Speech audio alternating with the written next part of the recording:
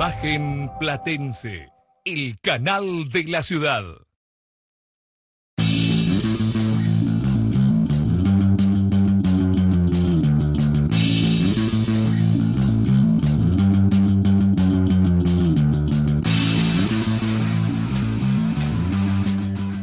Muy bien, segundo bloque del Día TV. Muy bien. Y como habíamos dicho en el inicio, estamos con el intendente de la ciudad, Julio Garro, a quien le agradecemos muchísimo que se haya llegado hasta nuestros estudios para hablar, Julio, obviamente, del tema Pata Medina.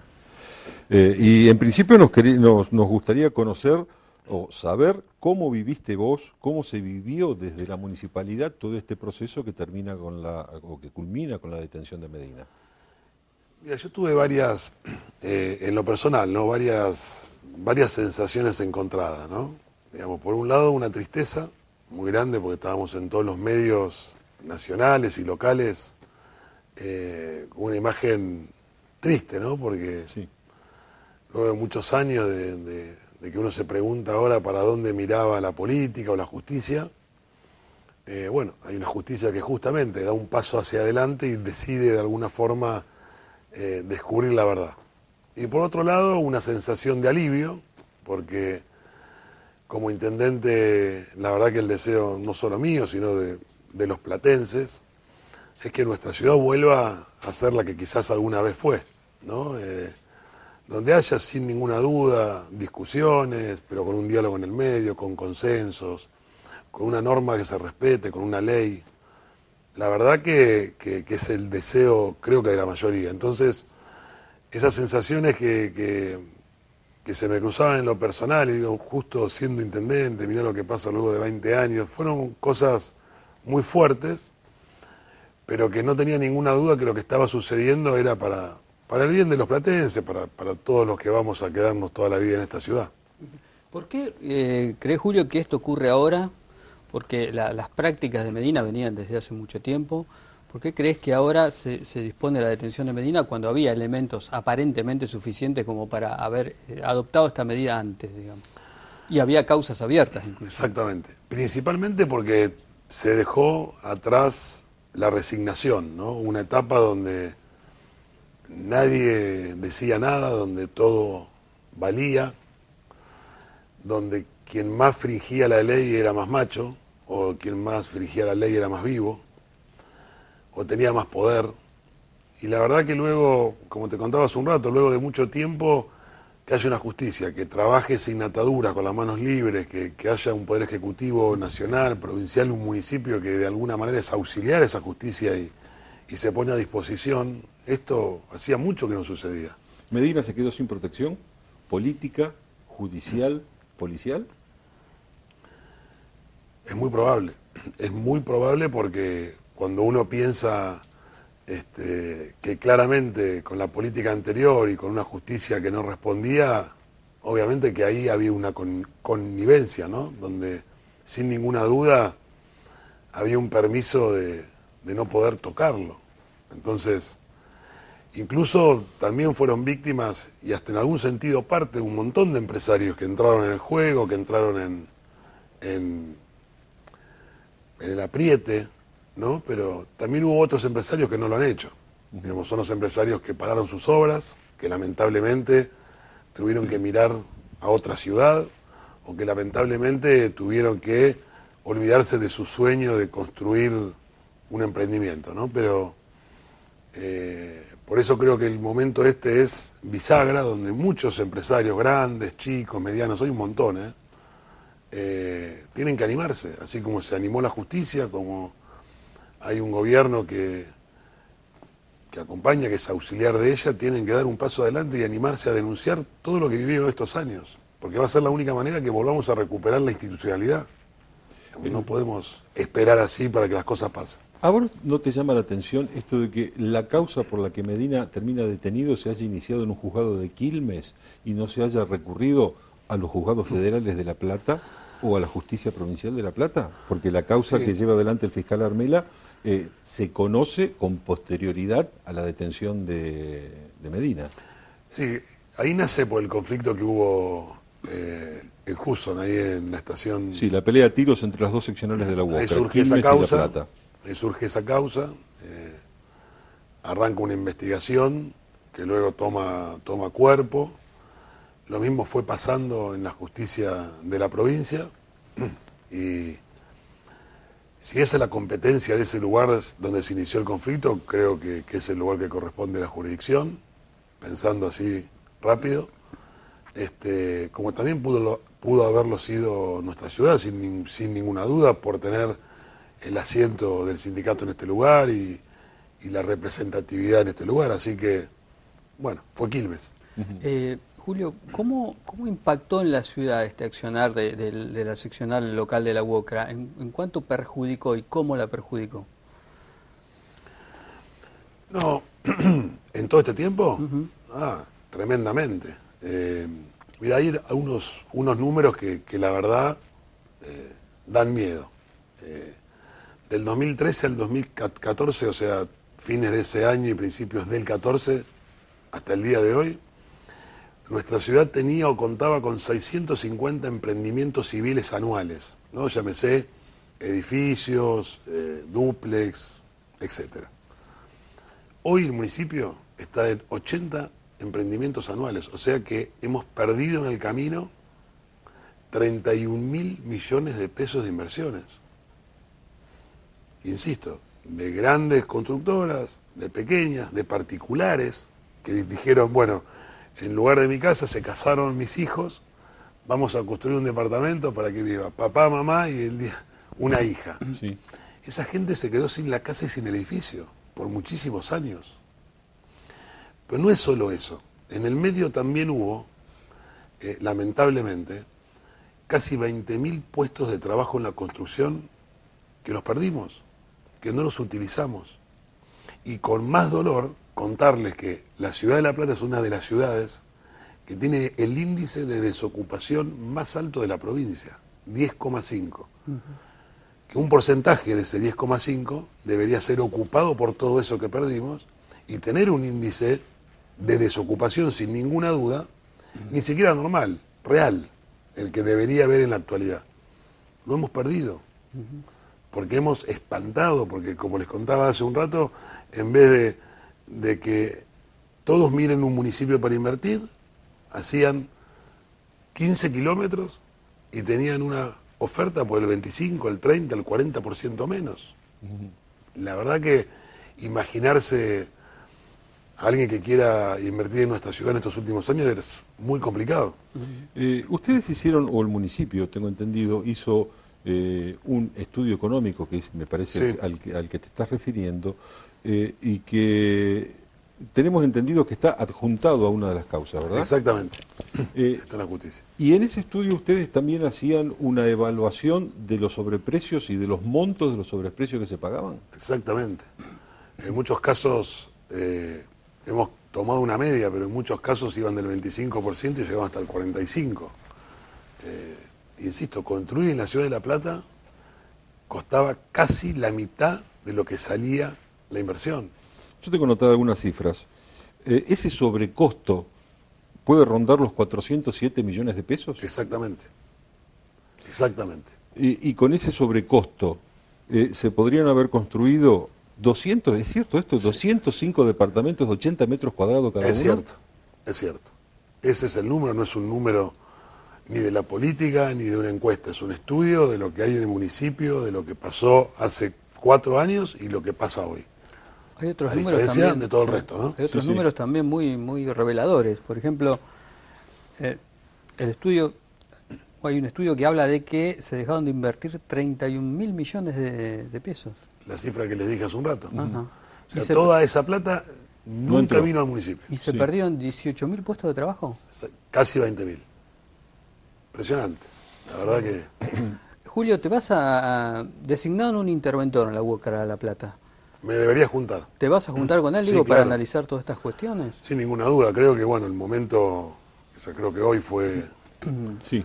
la intervención, el hombre se tendrá que acomodar y la idea en lo inmediato es hacer una mesa con los empresarios, con cooperativas que trabajan, con él sentado ahí y ver de qué manera nos organizamos para que nuestra ciudad sea un boom.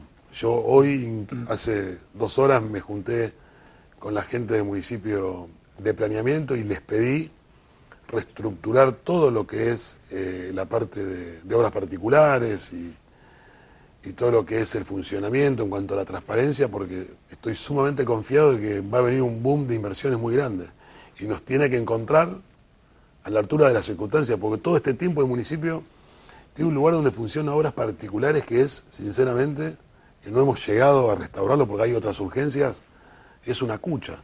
Sí, ahí en 2050, exactamente, zona, claro. Es tremendo. Donde están los expedientes, entonces ahí ya arrancamos a digitalizar, a ver si podemos dar los permisos de obra por mail, con transparencia, con reglas claras, pero que salgan y que las cosas fluyan y que se empiece a levantar la construcción de nuestra ciudad. ¿Ya te llamaron algún inversor ahí a partir de esto que ocurrió? Es que estaban esperando, estaban con este deseo y con este sueño que esto encuentre un rumbo. ¿Y qué hay en la gatera que sepas? No, qué sé yo, muchísimas cosas, qué sé yo, hubo mucha gente que quiere trabajar. Yo me junté con la FELP hace muy poco y hablábamos del tema de un shopping.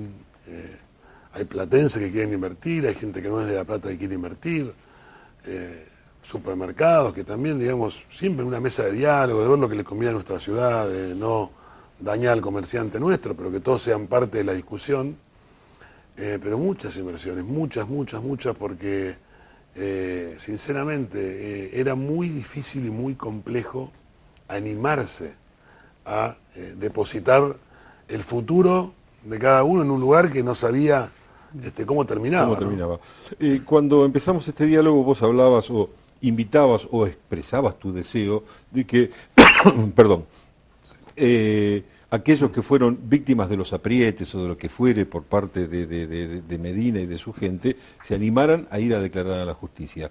Desde el municipio, ¿cómo los van a acompañar? ¿Ustedes son parte de la causa? ¿Ustedes iniciaron alguna causa? Nosotros presentamos 3 denuncias penales, más esta presentación del informe. Sí.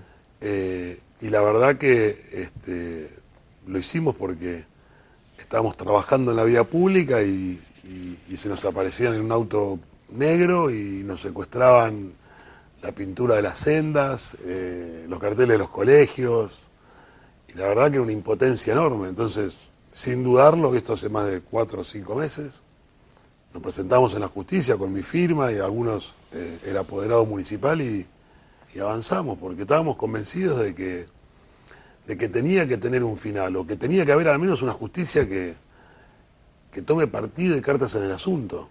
Entonces, como se involucró la política y se animó a denunciar, como se animó la justicia y sin depender del poder político dio un paso adelante, aquellos damnificados por el sistema perverso que se manejaba en torno a todo lo que es ese viejo gremio, deberían denunciar, deberían involucrarse, pero como sociedad.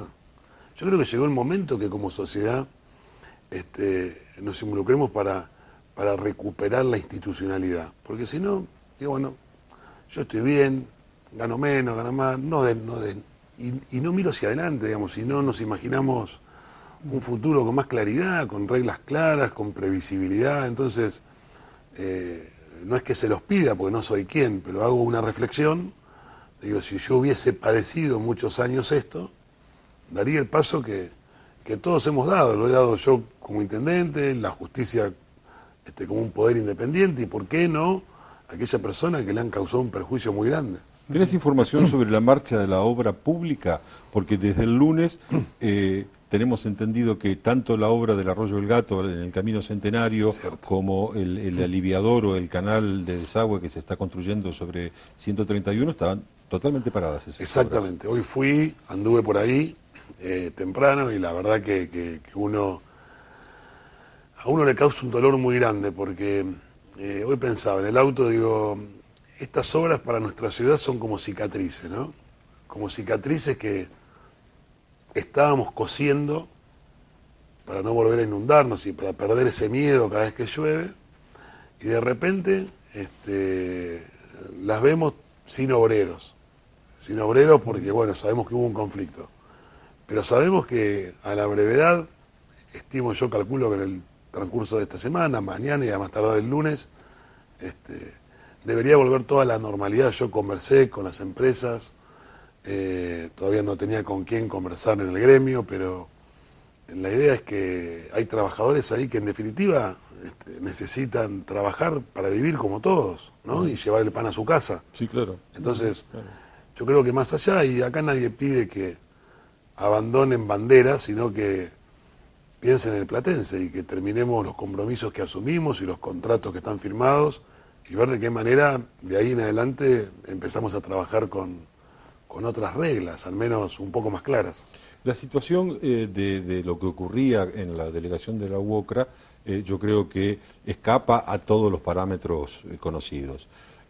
Pero ¿vos creés que hay otros dirigentes gremiales de la ciudad sobre los que también debería poner alguna lupa a la justicia?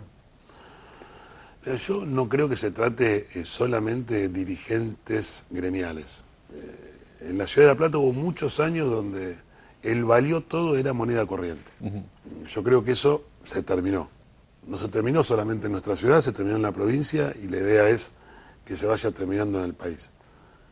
Sinceramente, sin ninguna duda, no solo sindicalistas, que habría que investigar como pueden investigar un intendente, como te pueden investigar a vos que estás en el periodismo, o a vos, José, igual. Digo, acá nadie tiene que tener un trato diferenciado por ser sindicalista, o por ser intendente, o legislador, o diputado, o concejal. Digo, y tampoco no sé si es investigar, es tocar una tecla y ver lo que tiene uno, cómo se movió uno a lo largo de la vida, y cómo lo puede justificar, digamos. Y la justicia también, y la policía también. Debería ser normal. En otro país del mundo, esto es normal, esto no lo estamos conversando, sin desconocer que quizás también haya corrupción, digamos. Pero, perdón, se trata de eso, digo, hay que seguir investigando.